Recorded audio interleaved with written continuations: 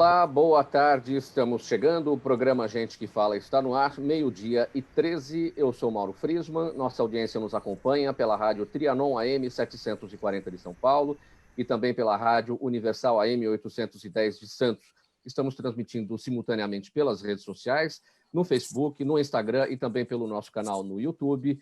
Siga a gente, curta, compartilhe os nossos conteúdos, interaja com o programa a partir de agora pelo WhatsApp. O número é o 973350038. Mais uma vez, 973350038. E não se esqueça de marcar a hashtag Programa Gente que Fala aí nas suas interações pelas redes sociais. Hoje é terça-feira, lembrando que a gente sempre começa durante o período eleitoral o Gente que Fala a partir de 12h12, 12h13, logo após o horário eleitoral gratuito destinado aos candidatos à Prefeitura e também à Câmara Municipal de Santo André. Eu apresento, a partir de agora, os nossos entrevistados de hoje, o Antônio Tutilho, presidente da Confederação Nacional dos Servidores Públicos. Tutilho, seja bem-vindo ao programa Gente que Fala, tudo bem com você? Tudo em ordem, graças a Deus. É sempre um prazer nesse programa democrático que eu gosto muito de participar. Muito obrigado pela presença, por aceitar o nosso convite mais uma vez. Também com a gente o doutor Alfredo Scaff Filho, advogado, ex-delegado de polícia e juiz do Tribunal de Impostos e Taxas de São Paulo. Doutor Alfredo Scaff, tudo bem? Seja bem-vindo. Obrigado, Mauro, mais uma vez, pelo convite. Estou muito orgulhoso de estar aqui com vocês, nesse programa que eu tenho assistido muito, e agora vamos participar e com certeza teremos um grande debate. Muito obrigado. Muito obrigado. E também com a gente o doutor Marcelo Marella, advogado, professor universitário, especialista em Direito do Trabalho e Processo Civil. Doutor Marella, seja bem-vindo, tudo bem? Tudo bem, ouvintes, tudo bem, Mauro? Agradeço imensamente o convite do meu amigo Fausto Camunha, fazia muito tempo que eu não vinha a esse programa, sempre com muita satisfação participar, e cumprimento toda essa mesa virtual do mais alto gabarito. Muito obrigado pela presença, doutor Marella. Estamos no aguardo da presença do deputado estadual, capitão Oscar Castelo Branco de Luca. É o deputado Castelo Branco, do PSL, aqui da Assembleia Legislativa do Estado de São Paulo. Informação que temos da assessoria que ele está no término de uma reunião e, em seguida, ele já estará com a gente aqui nas nossas conexões pela videoconferência. Enquanto isso, vamos tratar do nosso primeiro assunto, que é justamente relacionado com a Assembleia Legislativa de São Paulo. Em uma sessão tensa e com muito bate-boca, deputados da base governista aprovaram, na semana passada, por 48 votos a favor e 37 contrários, o projeto de lei número 529 de 2020, de autoria do Executivo, de autoria do governador João Dória. Entre outras ações, o projeto de lei 529 extingue 6 estatais, entre elas a CDHU e a CMTU, e autoriza ainda a demissão de 5.600 servidores públicos. Segundo o governo, o pacote de ajuste fiscal é necessário para conter um rombo de 10 bilhões de reais no orçamento do ano que vem por causa da pandemia. Tutilho, eu começo com você a análise dessa questão. Essa matéria deu o que falar na Assembleia Legislativa de São Paulo, chegou por lá ainda no mês de agosto, só entrou em debate no mês de setembro, colocou do mesmo lado situação e oposição, ou seja, PT e PSL, a esquerda e a direita contra o projeto. Enfim, uma parte passou, outra parte não passou, por conta de uma emenda da deputada Janaína Pascoal. Como é que você avalia? Temos aí demissões de servidores públicos. Olha, eu acho o seguinte, esse projeto, eu acho que foi de uma forma muito rápida sendo colocado, não houve contato com as entidades, não houve nenhuma audiência pública, não houve nenhum diálogo com ninguém, houve uma aceleração violenta, e é um projeto importante, e eu começo dizendo que, na verdade, o governo, quando fala que tem um déficit de 10 bilhões de reais, ele não mostra esse déficit, como é que apareceu esse déficit. Na verdade, nós queremos saber, porque você tem que colocar claramente como que está esse déficit. Como, desde lá, há longo tempo, o governo não coloca um planejamento atuarial em que se faz um cálculo mostrando o que está acontecendo com o caixa do governo. Então, não mostrando esse déficit, ele, na verdade, eu acho que o governo acabou penalizando uma série de fundações, uma série de autarquias, que, na verdade, são muito importantes para o Estado, e principalmente fazendo com que o vilão da história, como sempre, fosse o servidor público. Esse é um problema seríssimo que nós sempre... E, na verdade, houve, devido a essa oposição violenta ao projeto, houve um acordo que você acabou de falar, Janaína Pascoal colocou essa emenda e acabou retirando algumas coisas, como, por exemplo, retirou a FURP, Fundação para o Remédio Popular, as universidades que tinham um problema de você pegar o superávit financeiro e passar no final do ano, se houvesse superávit, passaria para o Tesouro do Estado. Isso também, a Fundação de Amparo à Pesquisa também teria que o seu superávit voltar para o Tesouro. Isso tudo foi eliminado, né? Mas ainda ficaram, por exemplo, o Parque Zoológico, que é importante para o Estado, ficou um problema do Instituto Florestal, que abrange o interior inteiro, que é muito importante. Eles dizem, olha, isso vai passar para a secretaria, vai passar para aqui, mas é um trabalho de muito tempo, desde o Instituto Florestal, desde 1986, né? A CDHU, que é absolutamente necessária para a construção de residências populares, né? Tem a EMTU, que o problema do transporte, que é muito importante no nosso Estado. E, então, tudo isso, a SUSEM, Superintendência de Endemias, nesse momento de pandemia, você eliminar a SUSEM, que cuida do problema de saúde. E um ponto muito importante que eu queria colocar é sobre o Hospital do Servidor Público.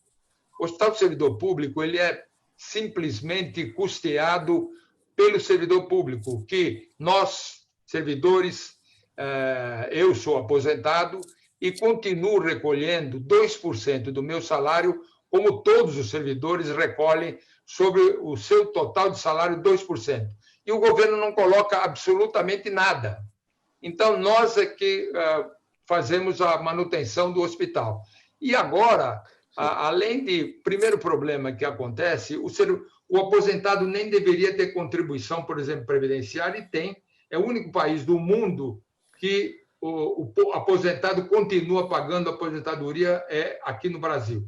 E, além disso, o governador Dória coloca mais uma taxa para o aposentado e agora, nesse projeto, nesse famigerado 529, ele aumenta a contribuição de 0% até 1% para o próprio beneficiário e também para o dependente, que pode chegar até 3%. Então, eu acho que é um confisco para o servidor e esse projeto abre a possibilidade de demitir, ou, por exemplo, não demitir, mas colocar uma possibilidade de um acordo de 5.600 servidores que podem fazer um acordo e sair do Estado. Eu acho que vai precarizar o Estado, eu acho que vai colocar a população em um problema maior, porque eu acho que o serviço público, e já o nome diz, temos que servir o público, e na medida em que você precariza e tem menos funcionários, o serviço público eu acho que vai dar muito problema para a população. Sim. Doutor Marella, como é que o senhor observa a aprovação desse pacote na Assembleia Legislativa? Vamos pegar aqui um exemplo prático. Uma das empresas extintas, a EMTU, a Empresa Municipal de Transportes Urbanos, a gente conhece o gerenciamento do transporte em 5 regiões metropolitanas do Estado, tem o corredor ABD, tem o trólebus, o VLT, lá entre Santos e São Vicente. Quer dizer, essas atribuições da EMTU, segundo consta, isso tudo passaria para a Artesp, a Agência Reguladora dos Transportes do Estado de São Paulo. Como é que uma agência reguladora vai fazer o gerenciamento que era feito por uma empresa de transporte coletivo? Então, Mauro, o que acontece? Primeiro ponto que eu queria dizer é o seguinte, né? Óbvio que o que está acontecendo agora e vai acontecer cada vez mais é a história do cobertor curto. Se tirou de um lado e uma hora vai ter que cobrir. E aí, agora começou a aparecer. Da onde vai ter que sair? E, mais uma vez, conforme bem colocou o doutor Tutilo, ou os trabalhadores ou os aposentados vão pagar a conta. De fato, é verdade, os aposentados já de um bom tempo pagam conta e não volta mais para ele, porque antigamente nós tínhamos lá o que se chamava pecúlio, né? Quando ele era dispensado, ele poderia reaver o que ele tinha de contribuição previdenciária. Isso foi extinto, não tem mais, então foi tirado. É um dinheiro que vai embora e não volta, porque se a gente pelo menos soubesse aonde vai, aonde é aplicado, na tal gestão quadripartite da Previdência, aí era outra história, né? Agora, a Artesp é a agência reguladora dos transportes, ela não tem competência legal, que eu digo, não funcional, não é isso, tá? Para gerenciar isso, porque falta a vinculação trabalhista nessa história, porque isso havia a chamada subsidiariedade ou solidariedade do Estado perante o órgão empregador. E agora, sai o órgão empregador, minha preocupação é como fica o contrato de trabalho desses servidores, porque o servidor público ele pode sim ser um trabalhador, que agora se chama de colaborador, né? Ainda sou um pouco estranho aos meus ouvidos essa mudança de nomenclatura, de terminologia, mas minha maior preocupação é essa. Quem vai gerenciar? E pior, será que a conta não vai vir muito pior depois? Mas aí é aquela história, o governo passa e as contas ficam, né? Doutor Scaff, sua avaliação sobre este projeto aprovado na Assembleia Legislativa para tentar conter o rombo fiscal que o governo aponta ou desapontar. Mauro, eu vejo da seguinte forma, eu acho que toda forma de conter rombo fiscal é bem-vinda, toda forma de enxugamento estatal também é bem-vindo, toda forma de você reajustar e dar maior celeridade e eficácia no aparelho estatal também é bem-vindo. Eu vejo da seguinte forma, o governador não mandaria um projeto desse, obviamente, para deixar desfalcado o gerenciamento dessas entidades que vão ser extintas. Obviamente Sim. que ele vai ter que dar um jeito nisso, né? Vamos dizer, na linguagem popular, ele vai ter que arrumar essa gestão, não tenha dúvida, de qualquer forma. Agora, eu vejo também da seguinte forma, e falo em outros lugares que eu participo, Mauro, que o grande julgamento de tudo isso são as eleições, né? Ele foi eleito governador, ele tinha uma proposta de enxugamento, ele é um liberal, ele é uma pessoa que não gosta do Estado inchado, e é isso que ele está fazendo. Então, cabe à população avaliar todo esse processo e julgar em 2022, e também os deputados que aprovaram ou não, para ver que tipo de eficácia isso vai ter. 12h25 agora, este é o programa Gente que Fala, que você acompanha pela Rádio Trianon AM 740 de São Paulo, pela Rádio Universal AM 810 de Santos e ainda nas redes sociais. Estamos simultaneamente no Facebook, no Instagram e também no nosso canal no YouTube.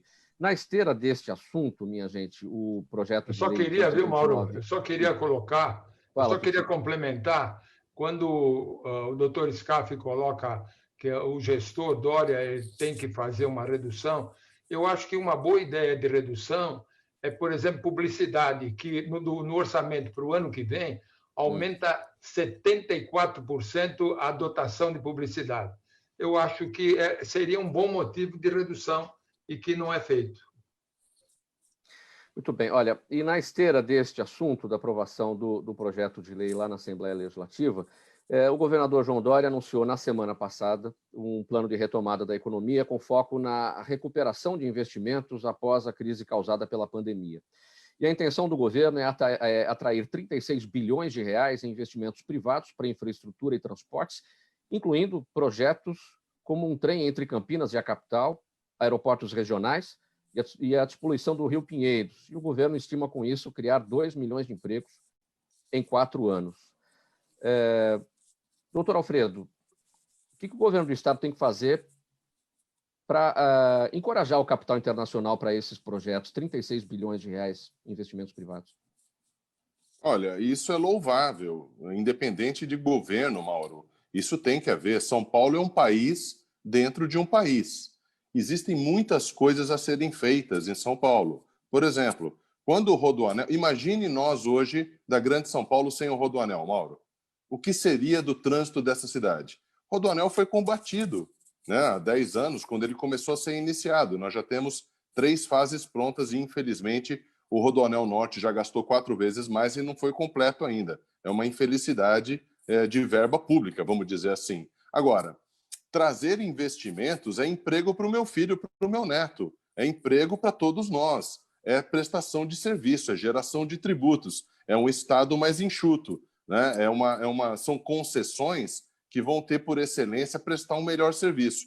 Eu sou totalmente a favor disso. Eu acho que tem muita coisa a ser feita em São Paulo e não tem condições do Estado bancar tudo. Nós temos que fazer um chamariz de boa segurança jurídica e trazer, obviamente, investimentos internacionais. Tutílio, o doutor Alfredo Scaff falou em chamariz. Justamente isso, é o mesmo questionamento. Os investimentos são importantes, dinheiro, capital privado, mas o governo do Estado, em meio a uma pandemia, uma situação como essa, tentar atrair 36 bilhões de reais em investimentos, é preciso ter um chamariz. Que chamariz é esse? Como encorajar o capital internacional? Eu concordo com o doutor Scaff que o investimento é muito importante. Eu acho que São Paulo é um gigante, aquele que carrega o país nas costas, né? E eu não sou daquele que vai sempre atacar ou sempre dizer sim. Nós temos que verificar cada ponto do governo, aquilo que é útil e o que não é útil. Eu acho que, nesse caso, o investimento é fundamental. Eu acho que nós temos que abrir essa possibilidade e é claro que o governo está interessado em dar até em privatizações, em concessões, etc. Mas todo investimento ele é bem-vindo. Eu acho que nós temos que abrir essa possibilidade e fazer com que o Estado possa progredir. Eu acho, sem dúvida nenhuma. Eu tenho que concordar plenamente com o doutor Scaff nesse ponto. Doutor Marella, o mesmo questionamento. Onde o governo do Estado vai buscar esse chamariz para atrair os 36 bilhões de reais necessários para esses investimentos? Também concordando nesse ponto, o doutor Scaff foi uma unanimidade, né, no que ele disse. Realmente foi muito feliz. Eu sou muito favorável a uma coisa chamada PPP, parceria público-privada. Para mim, o sucesso está aí.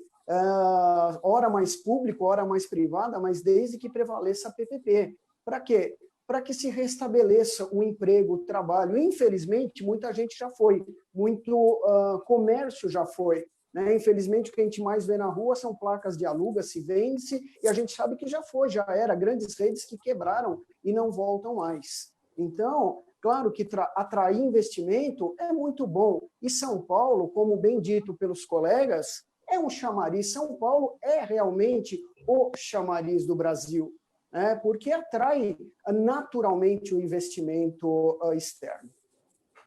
E a forma de atrair esse capital externo, este projeto, né, de retomada da economia, ele teria que vir necessariamente na esteira do projeto anterior, que a gente acabou de discutir, que foi aprovado e que trata dos 10 bilhões, da cobertura, né, desse buraco de 10 bilhões? Veja bem, eu tenho uma opinião seguinte, sendo de acordo com as normas e com as leis, pouco me importa de onde vem, vindo de acordo, volto a falar, com o que a legislação permite, o importante é vir o investimento para poder chegar na geração de emprego, para que o trabalhador tenha dinheiro para subsidiar, para sustentar as suas famílias. Seu entendimento ainda, doutor Scaff, este projeto necessariamente só caberia vindo na esteira do projeto anterior, que nós tratamos aqui anteriormente, que falava da necessidade da cobertura do rombo de 10 bilhões de reais? Mauro, eu vejo que não tem uma coisa muito a ver com a outra, são coisas que correm em paralelo. Né? Eventualmente, o governador João Dória está pensando num Estado mais saudável financeiramente. E se o Estado não pode prover tudo isso que ele quer de investimento indireto de fora, obviamente ele tem que enxugar o Estado. Mas, olha, vamos nos colocar na pele do investidor internacional. Se você vai colocar dezenas de bilhões em outro país, não é no seu país que você conhece as leis, você conhece todo o regulamento, você tem que ter segurança jurídica para entrar nesse país.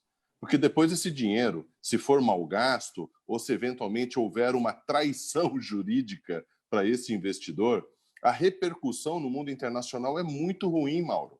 Nós temos que ter repercussão de primeiro mundo. Nós temos que imitar coisas de primeiro mundo que deram certo no primeiro mundo. Não há problema nenhum de imitar. Imitar é legal, é fazer o melhor.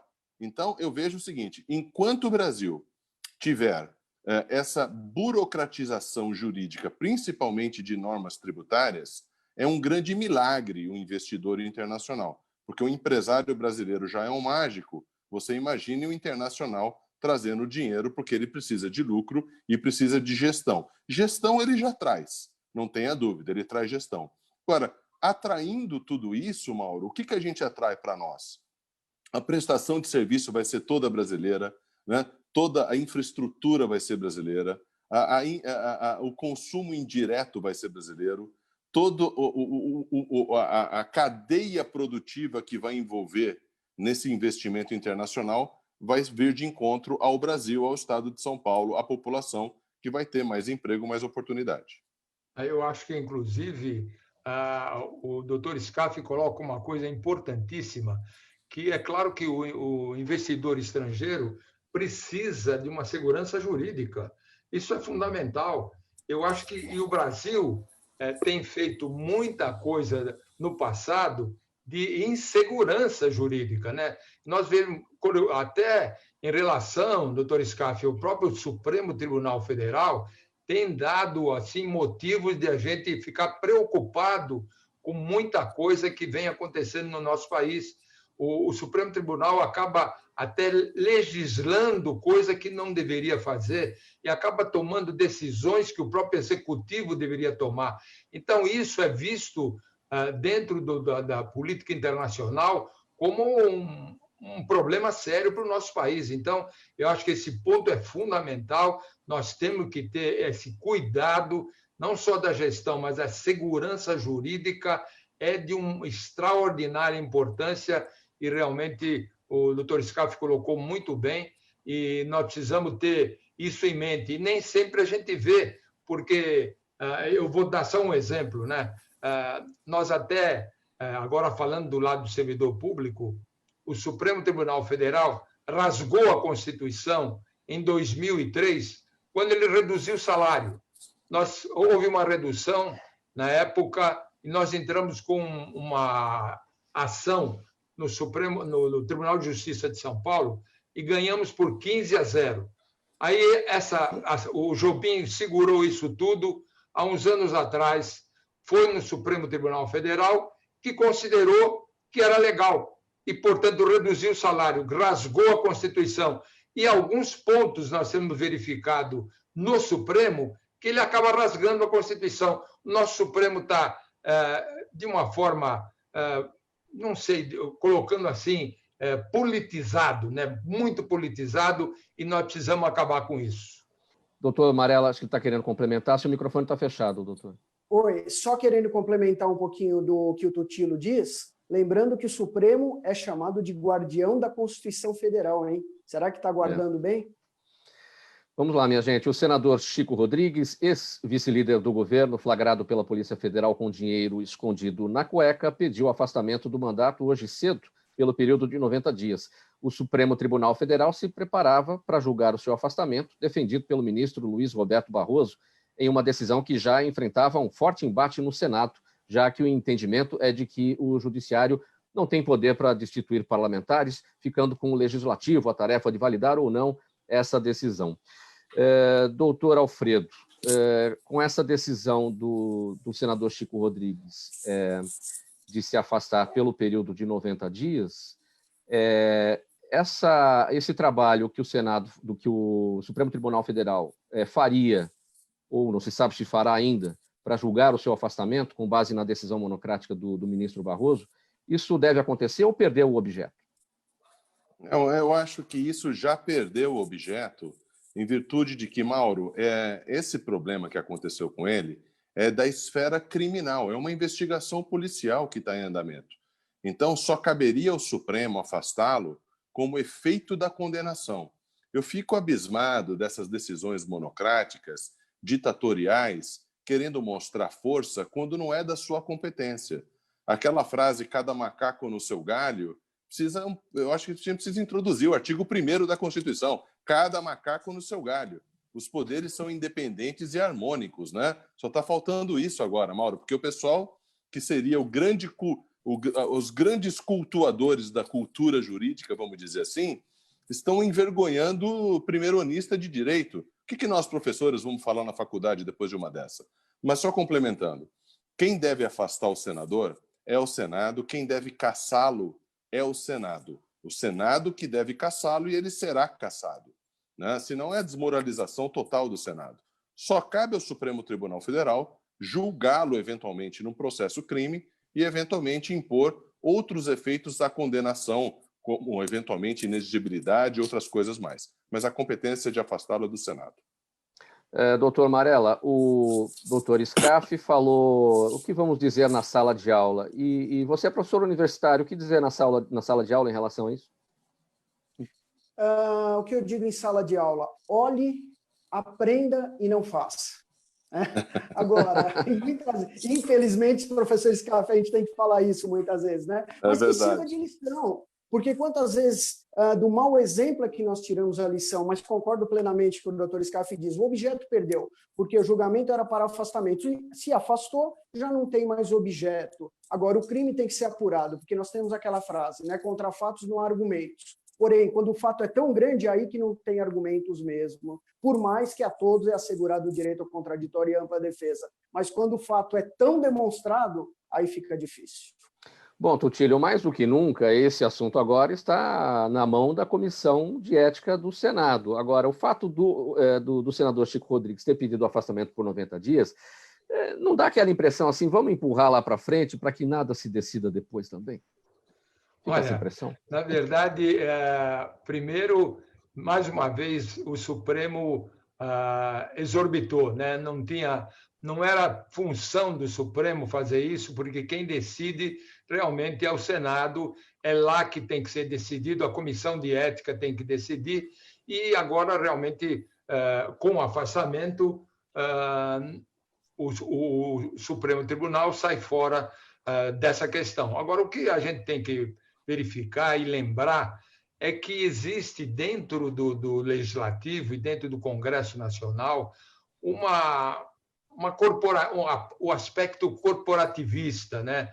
E eu estava lembrando até uma série de casos que não aconteceu nada, desde, Delcídio do Amaral, José Roberto Arruda, Gedel Vieira Lima, com 51 milhões, Aécio Neves, Eduardo Cunha, Sérgio Cabral, apesar que o Sérgio Cabral está preso, e tem o caso por exemplo, José Guimarães, que teve um caso de cueca também, com o seu assessor, de $100 mil e mais R$209 mil em 2 sacolas.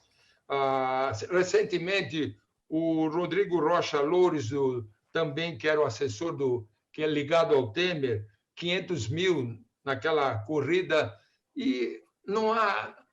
A punição não acontece dentro do Legislativo.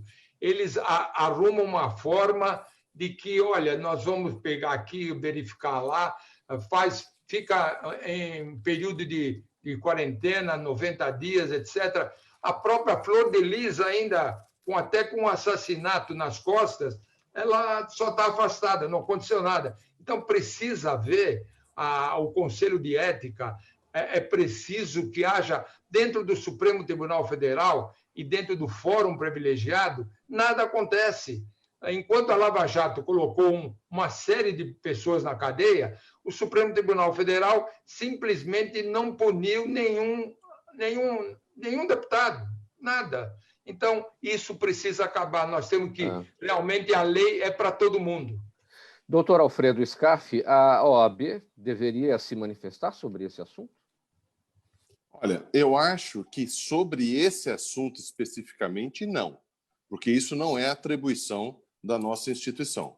O que a OAB precisa se manifestar e não se manifesta, Mauro, é quando ela tem a competência constitucional de entrar com ação direta de inconstitucionalidade e não o faz, né? A OAB se manifesta em nomeação de ministro. Não pode. Nós não somos governo. Então, na verdade, Mauro, existe aí, na verdade, um desvio de finalidade, que é a pior dos defeitos de uma instituição. A instituição, ela tem que prezar pelo mercado de trabalho para o advogado ser respeitado, para o advogado cumprir as regras, para o advogado respeitar a tabela de honorários, para o advogado não poder advogar de graça, para que a gente saiba o porquê que nós temos 1 milhão de advogados no país, o que essa OAB está fazendo com o dinheiro das anuidades, Mauro.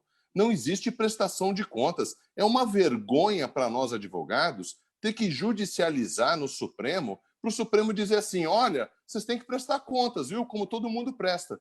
Não tem condições. Essa OAB está cartorária, Mauro. Ela está um museu, que tem alguns reizinhos lá, com a caneta na mão e que não prestam contas e que não fazem nada pela nossa classe.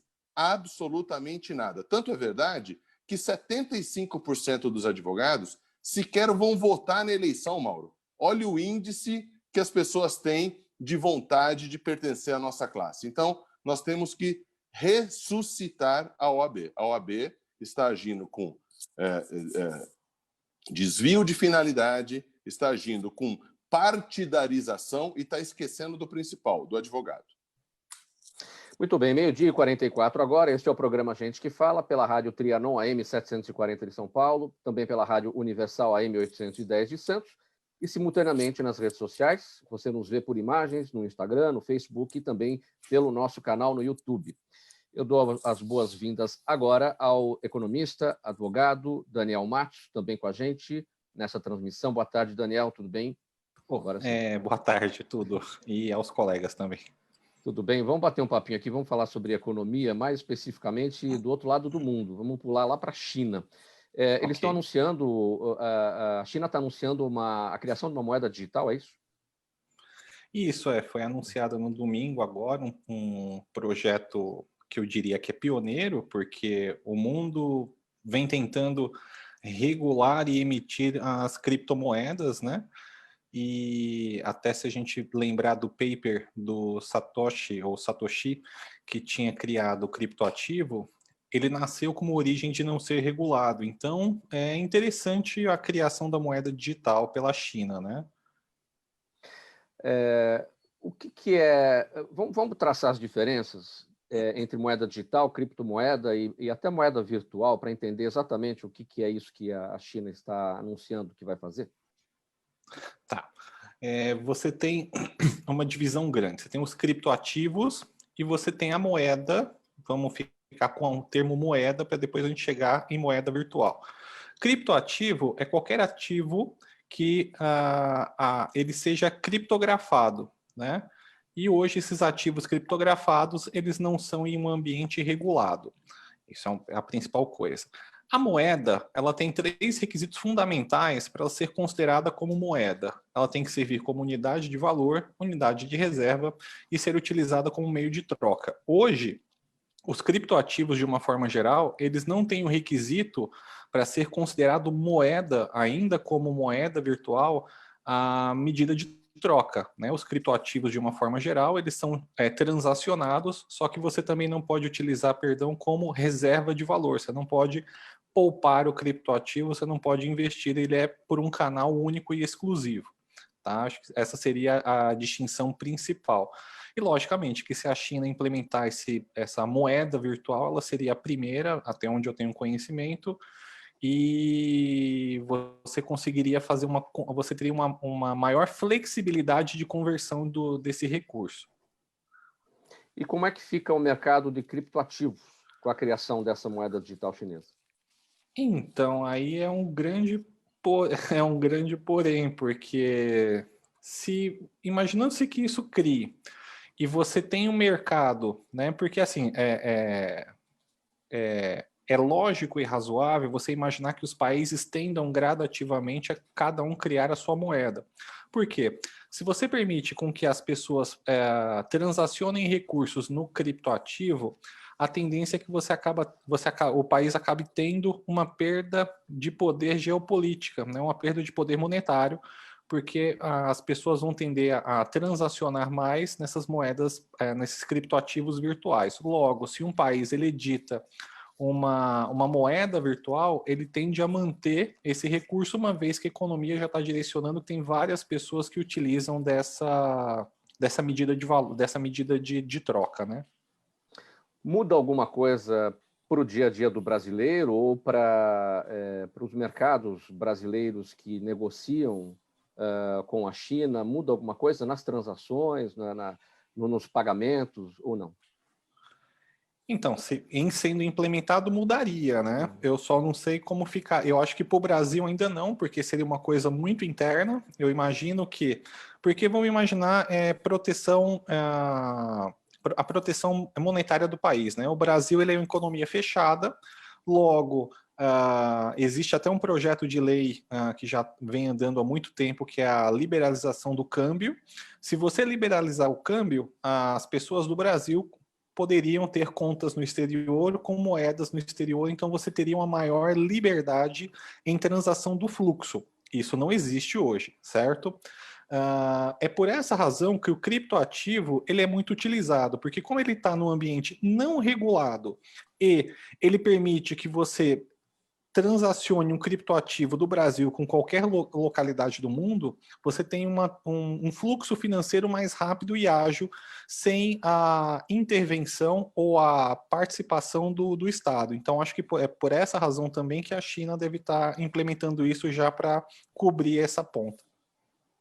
Daniel Matos, muito obrigado por essa conversa. O Daniel Matos, economista, advogado, falou com a gente sobre essa iniciativa agora da China, anunciada no último domingo, de criação de uma moeda. Como é que vai chamar a moeda? É o mesmo nome da moeda deles, a Yuan? Não é isso? Isso, vai ser, se eu não me engano, é Yuan, que é Yuan eletrônico, ou está com outro nome, parece que é Yuan digital. Yuan digital. Muito bem, então o Daniel Matos conversou com a gente sobre essa nova iniciativa da China de se criar essa moeda digital e vamos acompanhar, vamos ver o que vai acontecer com as transações em relação ao mundo todo, não é isso, Daniel? Isso, agradeço, Mauro, um prazer estar na presença dos colegas e para quem quiser acompanhar mais, segue o meu site www.dminvesting.com.br. Obrigado, até.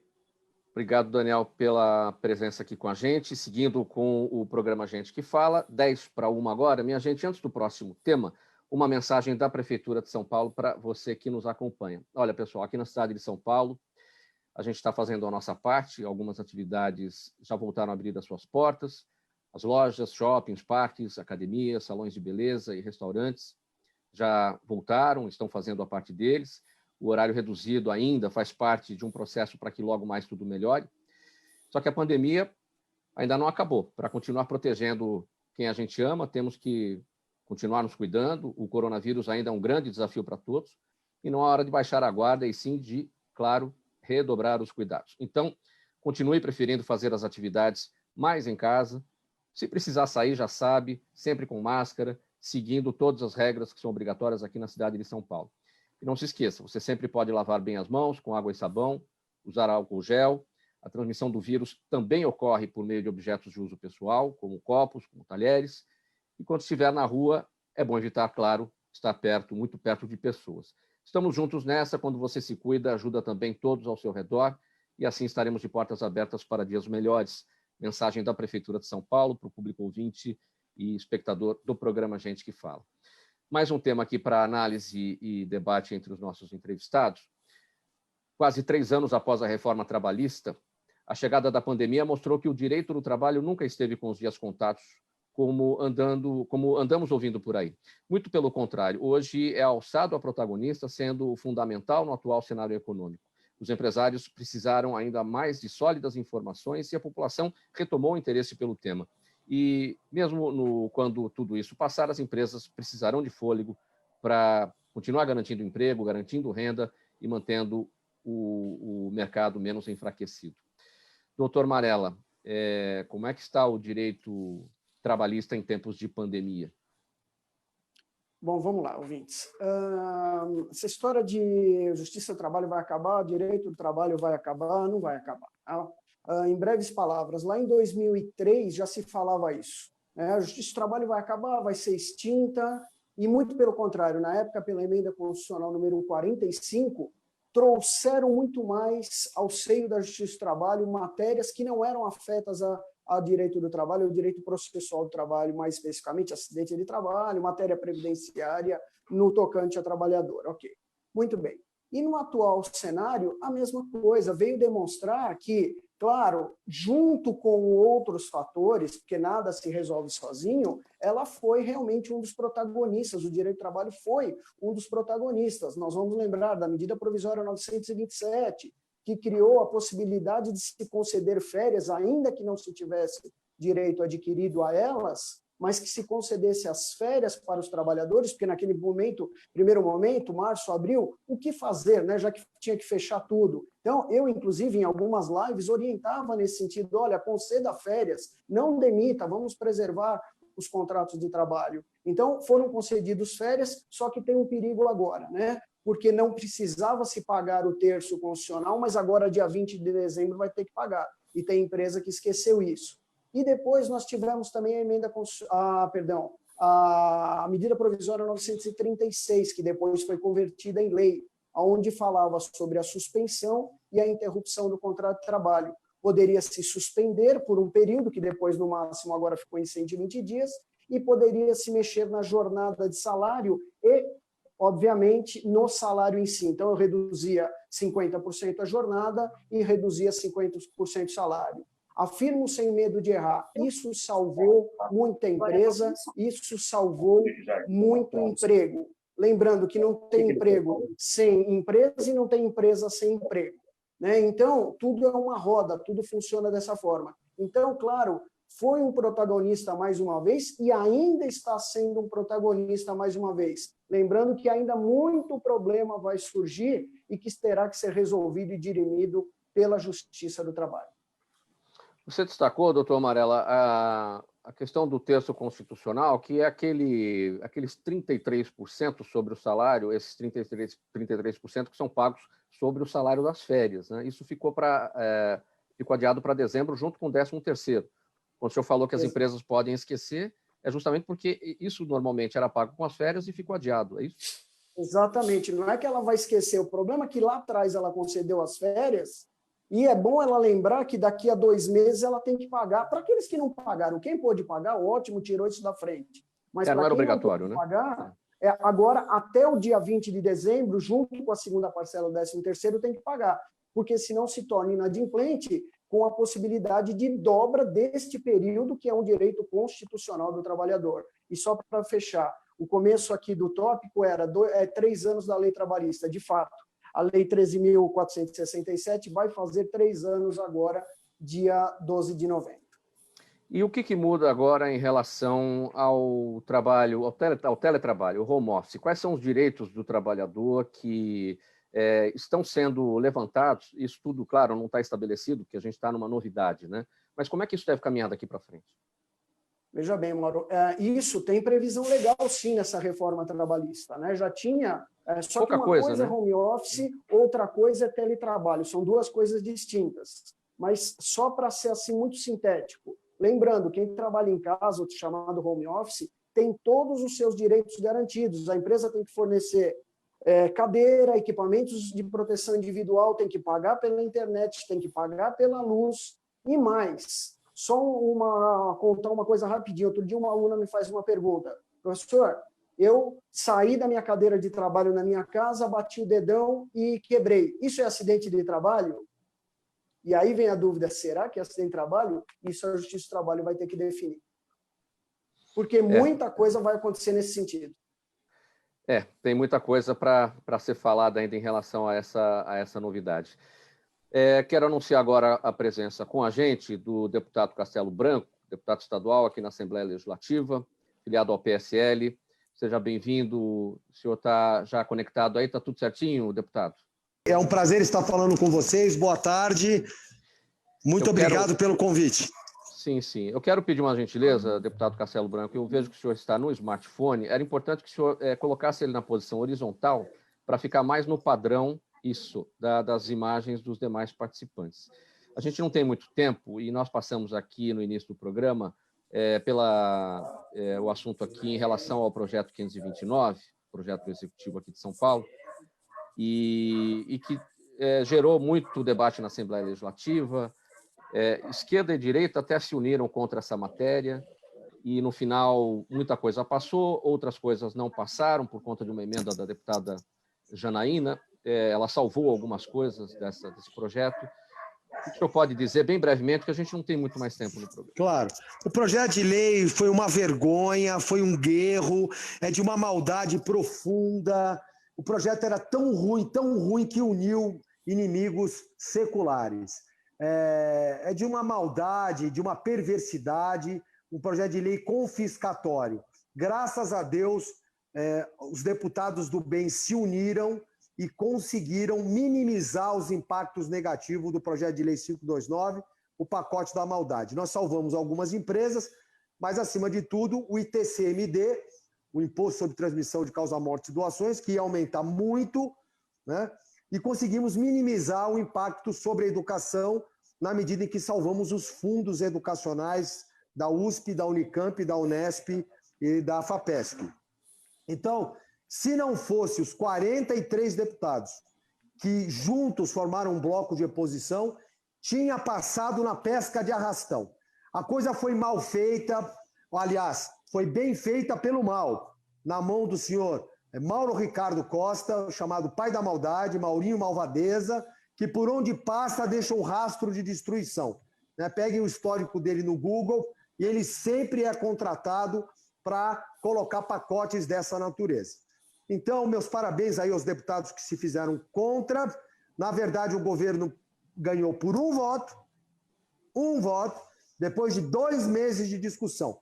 Fazia 26 anos que o governo não sofria uma derrota desse nível. E no final ganhou na prorrogação do segundo tempo, no 1 minuto que faltava, com um voto de um deputado que o Dória mandou um helicóptero buscar ele lá no interior. Foi essa sacanagem que nós conseguimos quase evitar, mas infelizmente passou. Vai ter aumento do custo de vida a partir de fevereiro do ano que vem, pode esperar, 20%. Deputado Castelo Branco, nós falamos aqui também a respeito sobre o plano de retomada econômica do governo de São Paulo, que prevê atrair 36 bilhões de reais em investimentos privados para infraestrutura e transportes. Este é um assunto que também deve passar pela Assembleia Legislativa, porque acho que há necessidade da Assembleia Legislativa autorizar a busca desses investimentos. Como é que deve ser, na correlação de forças na Assembleia Legislativa, o apoio a este projeto, uma vez que São Paulo precisa de dinheiro, precisa de investimentos e, na esteira disso, vem a geração de empregos? Vamos lá. Esse mesmo bloco vai se manter unido. Esse pacote que o senhor está comentando, Frisman, ele é uma falácia, uma mentira, um engodo, mais um. Eu sou da área de administração, de contabilidade, e o projeto tem muitas falhas. Ele é marqueteiro, aliás, a cara dele. Mas ele não vai ter reflexo prático na sociedade. Hoje, por coincidência, no pequeno expediente, eu montei uma apresentação em PowerPoint, onde eu vou falar sobre isso. Mas, para o senhor não ficar sem resposta, sim, o que ele está propondo não vai acontecer da maneira como ele está imaginando. Tem mais um cunho eleitoreiro, ele já se lançando candidato a presidente da República em 2022, do que efeitos práticos para a economia paulista. Essa é a nossa visão e nós vamos sustentar isso tecnicamente, academicamente, em plenário, a partir de agora. Não só contra esse projeto econômico dele, que, como eu disse, não corresponde à realidade, mas principalmente a aprovação da lei de orçamento anual, que tem que ser aprovado pela Assembleia até o final do ano. Essas duas coisas estão ligadas. Uma foi muito mal feita, tem erros grosseiros, que é a chamada LOA, e esse pacote dele é o pacote da falácia, do engodo, da mentira, né? Da viagem, da fantasia do Dória. Mas, tecnicamente, nós vamos estar em plenário falando sobre isso. Isso é o que nós pensamos. O senhor falou da LOA, deputado Castelo Branco. A gente sabe que todo final de semestre, todo final de ano, há uma discussão na Assembleia Legislativa, no final do semestre para a discussão da Lei de Diretrizes Orçamentárias e no final do ano para a discussão da Lei Orçamentária Anual. Acho que a LOA já deve ter chegado, porque o prazo era 30 de setembro, não é isso? Chegou. Sim. E o que vocês já observam? Isso vai gerar muita discussão na Assembleia Legislativa? Quais são as possibilidades do ano virar e as discussões continuarem? Em primeiro lugar, a LOA veio com uma série de erros, né? Alguns até de soma. Depois, tem coisas escusas, inconfessáveis, nebulosas, não está claro. Né? Numa análise mais profunda, a gente nota que a LOA ela não dá transparência. Essa LOA que está aí, nós, esses 43 deputados, não vamos aprovar. Ela é perniciosa, ela tem entrelinhas, tem maldade, né? E um dos objetivos de um deputado estadual é realmente fiscalizar as contas do governador. Nós estamos fiscalizando com lupa, a LOA não está boa. Agora, eles se arvoram no sentido de que eles têm a maioria. Sempre tiveram 60 deputados, né? Agora já não é bem assim, mas eles ainda querem se garantir que tem a maioria e que vão passar com a maioria. Vamos ver, né? Nós temos até, em tese, até o dia 20 de dezembro para aprovar, como foi o ano passado. Mas já teve ano que não foi aprovado e virou para o ano seguinte. E, nesse caso, os deputados não têm férias. Só tem férias se for aprovado a LOA. Isso é instrumento de pressão também. E para finalizar esse tópico, o nosso tempo já está bem apertado aqui, o senhor falou que deve usar o pequeno expediente de hoje para tratar do assunto. Só para clarear aqui para o nosso espectador e para o ouvinte, o pequeno expediente é um espaço na Assembleia Legislativa em que o deputado previamente inscrito tem 5 minutos para falar sobre um tema do seu interesse. Em linhas gerais, bem brevemente, o que o senhor pretende tratar nestes 5 minutos? Eu vou desvelar a maldade desse projeto econômico de crescimento do Dória. Eu vou dizer que é uma mentira e que não procede. Preparamos vários slides. Aliás, nós vamos estar falando todos os dias. No pequeno expediente, que é às 14h30, onde você pode falar 5 minutos, e no grande expediente, que é a partir das 15h30, onde você pode falar 10 minutos. Eu estou me inscrevendo todos os dias para desmentir essa mentira que é o projeto de desenvolvimento econômico do Dória, que não procede. Muito bem, mudando aqui de assunto bem rapidamente, a gente tem poucos minutos. Funcionários da Petrobras teriam recebido 12 milhões de reais para beneficiar uma empresa estrangeira, segundo informações divulgadas hoje cedo pela Força Tarefa da Lava Jato. A Polícia Federal cumpre 7 mandados de busca e apreensão em nova fase da operação para investigar o esquema na estatal. O valor teria sido movimentado de 2005 a 2015 em 61 operações de comércio internacional de diesel e querosene de aviação, realizada pelos escritórios da estatal em Londres, Singapura e Houston, nos Estados Unidos. Tutílio, fazia tempo que a gente não ouvia falar da Petrobras, hein? Sim. Seu microfone, Tutílio. Eu queria colocar que a Petrobras foi destruída, né? Na verdade, houve uma corrupção violenta, né? Nunca na história do nosso país, né, aconteceu tanta maldade como o deputado coloca maldade. A grande maldade foi a destruição da Petrobras. A corrupção campeou violentamente solta, né? E agora aparece mais coisas e mais coisas. Por isso que nós temos que continuar com o problema da Lava Jato. É importante que continue a fiscalização, é importante que o bandido tem que ir para a cadeia e a corrupção precisa melhorar esse país. Eu queria aproveitar a oportunidade de colocar para o deputado Castelo Branco, foi um prazer aqui estar junto contigo, deputado, e uma coisa que eu queria lhe colocar, aproveitando essa oportunidade, é que eu, como presidente da Confederação Nacional de Servidores Públicos, sempre participo das audiências do orçamento. E faz 10 anos que eu falo sobre o Hospital do Servidor, que nós, servidores públicos, colocamos 2% lá e o governo não coloca 1 centavo.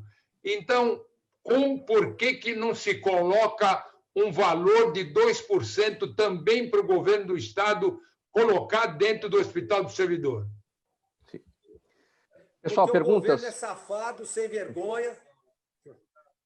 O governo é safado, sem vergonha, tira o teu dinheiro, mas ele não põe.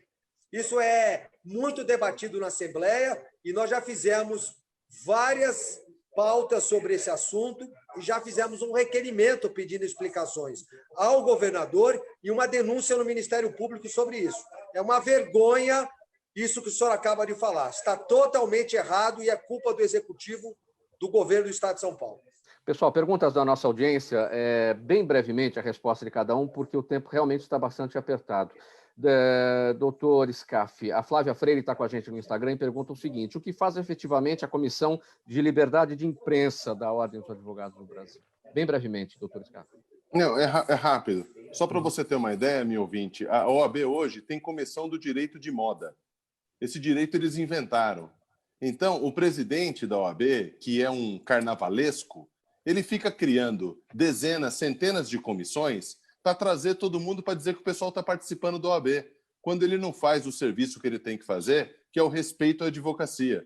Então, essa comissão que você acabou de mencionar, na verdade, é uma comissão importante, mas totalmente ineficiente, como é a ineficiência desses líderes que estão aí na OAB, eleitos e que não exercem o mandato para a advocacia. É uma pena que isso está acontecendo, mas nós vamos mudar isso.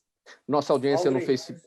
Nossa audiência. Google, vê o nome completo do presidente da Petrobras. Nossa audiência no Facebook, o Adriano Oliveira pergunta para o doutor Marella, doutor, se o senhor sabe como andam as supostas mudanças na legislação do teletrabalho, como no controle de jornada de trabalho e fornecimento de equipamentos. Alguma coisa você já destacou na resposta anterior, não é, doutor Marella? Na realidade, e tudo isso já está previsto na atual legislação trabalhista. Nós temos um capítulo que trata do teletrabalho. Tudo já está definido na legislação material. Mas eu destaco rapidamente o seguinte, como vai fazer 3 anos, ainda tem discussões que vão ter que ser respondidas pelos tribunais superiores, em especial pelo Tribunal Superior do Trabalho. Mas já existe previsão legal, sim, na CLT. Seu Jaime, do Jardim Bonfilholi, nossa audiência de todos os dias, sempre fazendo perguntas aqui para os nossos entrevistados. Tutílio, ele quer saber de você qual será o futuro do funcionalismo autárquico nos diversos níveis de governo. Jaime, como sempre, participando, obrigado pela pergunta. É um problema sério, o deputado já colocou aqui, o problema autárquico está junto com todos os servidores públicos também do país, e existe uma pressão muito forte, né, para destruir, me parece, que o serviço público, o servidor público de uma forma geral. É preciso que haja um cuidado maior, uma noção melhor de atender, vamos dizer assim, o serviço público, que é essencial para o nosso país, é essencial para o nosso Estado. E, na verdade, essas coisas que estão sendo alteradas pelo nosso governador são coisas que destroem o serviço público e não é possível a gente continuar agindo dessa forma. Então, nós precisamos ter o cuidado de acompanhar e mostrar realmente a necessidade de valorização do servidor, tanto dentro das secretarias em geral, como também das autarquias. Antônio Tutílio, 5 segundos para a sua despedida, para eu estender para os demais, bem breve mesmo. Olha, muito obrigado pela participação. Estamos sempre um grande abraço ao Camunha e ao Mauro, à Zenilda, e sempre à disposição. Doutor Alfredo Scaff, 5 segundos para a sua despedida. Mauro, parabéns pela sua performance. Você é um extraordinário jornalista e muito obrigado, Fausto, a Zenilda, por todo o apoio e estou à disposição sempre. Muito obrigado. Muito obrigado pela presença, obrigado pelas palavras, doutor Alfredo Scaff. E o doutor Marella, 5 segundos para a sua despedida. Agradecendo pelo convite, sempre com pautas de assuntos atualizados. Um agradecimento especial ao Fausto Camunha e à Zenilda. Muito obrigado. Deputado Castelo Branco, 5 segundos para a sua despedida também, por favor. Mauro Friesman, obrigado pelo convite, que muito me honrou. Espero contribuir nas próximas edições. Teria muito a falar sobre a Petrobras, porque o meu tio, Paulo da Cunha Castelo Branco, está no comando da Petrobras, 500 mil funcionários. É uma pena isso que aconteceu agora. Agora, é uma instituição que, infelizmente, traz um câncer de corrupção de muitos anos e que está uma hemorragia, um sangramento que nós estamos tentando resolver a todo momento. E muito obrigado pelo convite. Conte conosco. Obrigado pela presença, deputado Castelo Branco. Certamente falaremos mais sobre esse assunto relacionado com a Petrobras em outras ocasiões, seguramente com a sua presença. Muito obrigado. Quero agradecer a presença de todos em nome da equipe do programa Gente que Fala, deputado estadual Castelo Branco, filiado ao PSL, o Antônio Tutílio, presidente da Confederação Nacional dos Servidores Públicos, o doutor Alfredo Scaff Filho, advogado, ex-delegado de polícia, juiz do Tribunal de Impostos e Taxas de São Paulo, e o professor universitário, advogado, doutor Marcelo Marella, especialista em Direito do Trabalho e Processo Civil. 1h13 agora, eu não tenho tempo aqui para a leitura da nossa ficha técnica, apenas o agradecimento a você, ouvinte e espectador, a razão da nossa presença aqui todos os dias. Obrigado pela audiência, tchau e até amanhã.